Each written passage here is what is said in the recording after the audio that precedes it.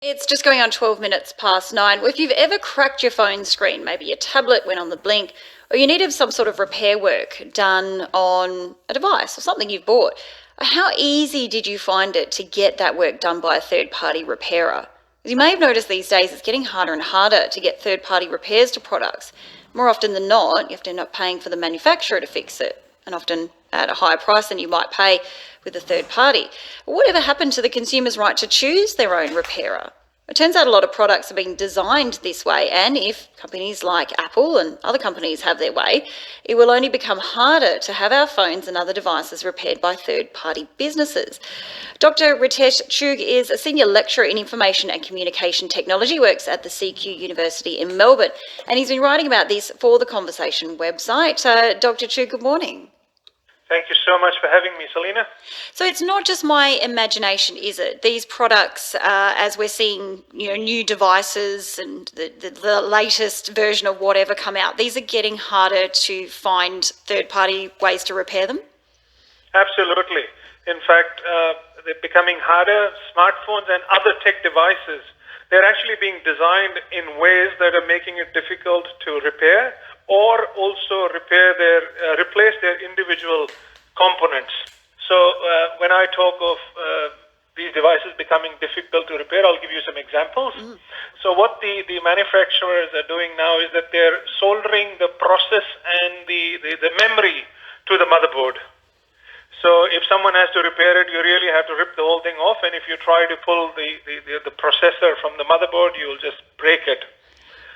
The components are being glued together, and also they're using non-standard screws. So replacements are hence becoming problematic, Selina. Right. So this is obviously not by accident. This is, as you say, by design, and not to pick on one company, but there is one that springs to mind because it is one of the biggest companies in the world, and many people have their products, and that's talking Apple. So, for example, like the latest iPhone, this is an example of a product where it would be very difficult to find a third-party repairer. Absolutely. And we're not just limited to Apple. I mean, we look at Apple as an example because, it's a big company. But having said that, you look at Samsung phones, their latest device. That is very difficult to repair. In fact, there is a website called iFixit.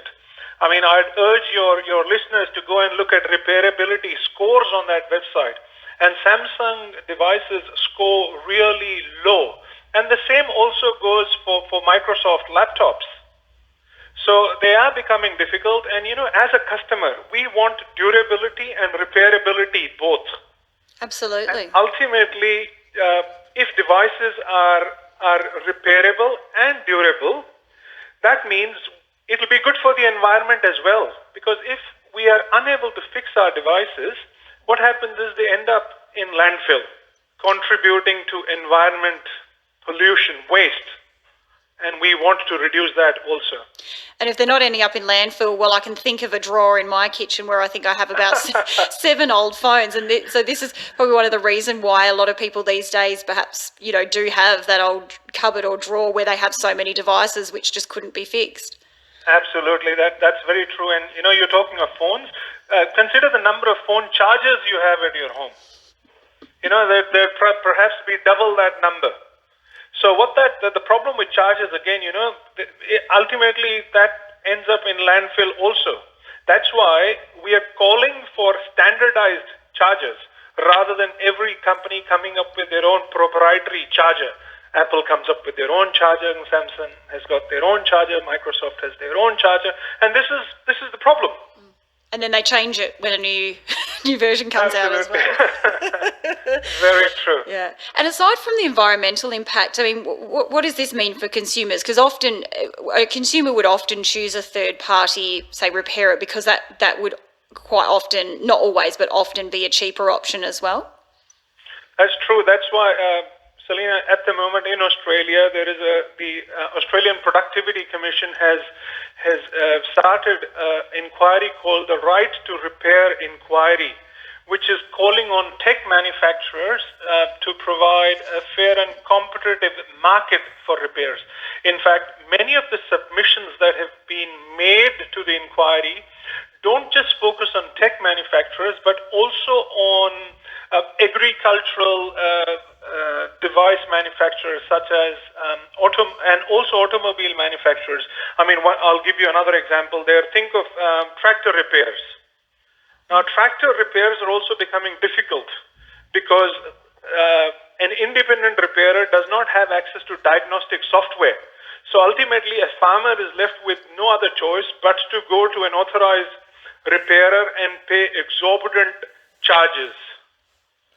So, well, we really want tangible outcomes of the right to repair. And having said that, the European Union recently passed the right to repair legislation, and I'm hoping that Australia will follow suit as well soon.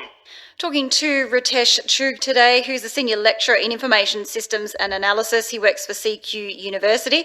We're talking about how companies are making it harder, almost impossible, for you to get cheap and easy repair. The right to repair products, devices, whether it's your phone or a tablet, anything really these days. If you've found it almost near impossible to find a third-party repairer, or do you have to take it back to the manufacturer for repair and, well, often pay through the nose for that? So that concept of right to repair, this is essentially about the consumers having a choice and an ability to choose who they get to fix their products. Yes, that's amongst one of the things. That is one of the things. But the right to repair also calls for products to be repaired at competitive prices, and obviously the ability to choose your own repairer rather than being forced to use the manufacturer's authorized service centers.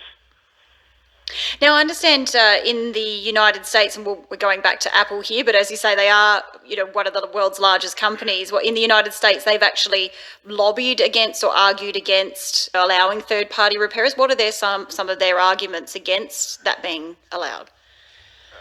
So Apple has been lobbying. In fact, Apple, and I'll use an example of John Deere that manufactures tractors. They've been actively lobbying against the right to repair, because they say that the independent third-party repairers will provide low-quality services, and also the devices could be hacked. So, for example, if you've gone to a third-party repairer, they are saying that it essentially compromises the security of the device and also breaches intellectual property. So that's the reason that the manufacturers have been giving against the right to repair. In the meantime, consumers, this is something they should factor in when they go to buy a new product and when they're choosing which device or what product to go with, to think about how easy and if there is an ability to get it repaired by a third party. Absolutely, yes. That is. Ultimately, it's customer's choice, but we need some techniques that can help customers decide whether the device they're buying is actually repairable. So I'll give you an example of France. France recently has introduced a repairability index, which requires electronic equipment manufacturers to inform consumers about their product's repairability on a scale of 1 to 10. So in fact, if you go to Apple's website now, so if you go to the France version of Apple's website, every device that Apple is selling in France, they've rated it on a scale of 1 to 10. So that actually makes it easy for a customer to decide, all right, if it's got a score of 5 out of 10, well, that really means it's going to be difficult to repair. So yeah, we hope that repairability index or something similar gets started in Australia as well. Certainly would be helpful. Yeah, it would definitely, yeah.